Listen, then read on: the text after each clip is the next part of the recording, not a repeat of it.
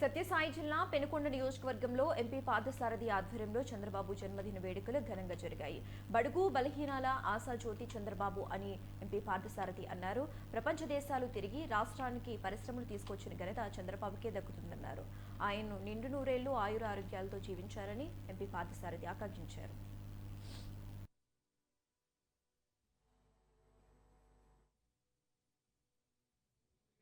ఆటంకాలు జరిగాయో, ఏవైతే అభివృద్ధికి నిరోధక శక్తులుగా జగన్మోహన్ రెడ్డి వ్యవహరిస్తే ఈ రోజు చంద్రబాబు నాయుడు గారి యొక్క కృషితో పట్టుదలతో ఈ రోజు ఎన్డీఏ ప్రభుత్వం యొక్క సహకారం, ముఖ్యంగా ఈ రోజు తెలుగుదేశం పార్టీ, అదేవిధంగా జనసేన పార్టీ, బీజేపీ, ముఖ్యంగా కేంద్రంలో ఉన్నటువంటి నరేంద్ర మోడీ యొక్క సహాయ సహకారాలతో ఈ రాష్ట్రాన్ని చంద్రబాబు నాయుడు గారి యొక్క తెలివితేటలతో, అవగాహనతో పరిపాలన తెలిసినటువంటి వ్యక్తిగా ఈ రోజు ఈ రాష్ట్రానికి నిధులు తీసుకొని వచ్చి అభివృద్ధి చేయాలనేటువంటి లక్ష్యంతో ముందుకెళ్తున్నటువంటి మా నాయకుడు చంద్రబాబు నాయుడు గారు మనం చూసాం.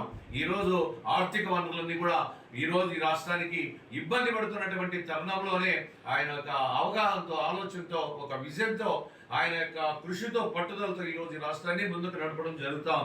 ముఖ్యంగా శాలరీస్ కూడా వచ్చేవి కాదు గతంలో 2019 నుండి 2024 వరకు.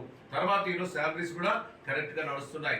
అదేవిధంగా పెన్షన్లు ఇస్తున్నాం, అదేవిధంగా అష్యూరెన్సెస్ ఇచ్చాం. తప్పకుండా ప్రజలంతా కూడా గమనించాలి. నాయకుడికి పట్టుదలంది, తప్పకుండా అన్ని అమలు చేయాలనేటువంటి లక్ష్యంతో వ్యవహరిస్తున్నటువంటి తరుణం. కానీ ఆర్థిక వనరులు ఇబ్బంది ఉండినా కూడా 1 by 1 టేకప్ చేయడం జరుగుతుంది.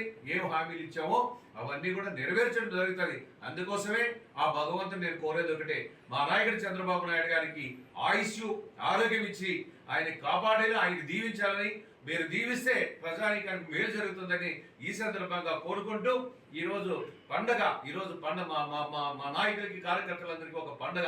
మా నాయకుడు ఈరోజు జన్మదిన వేడుకల్లో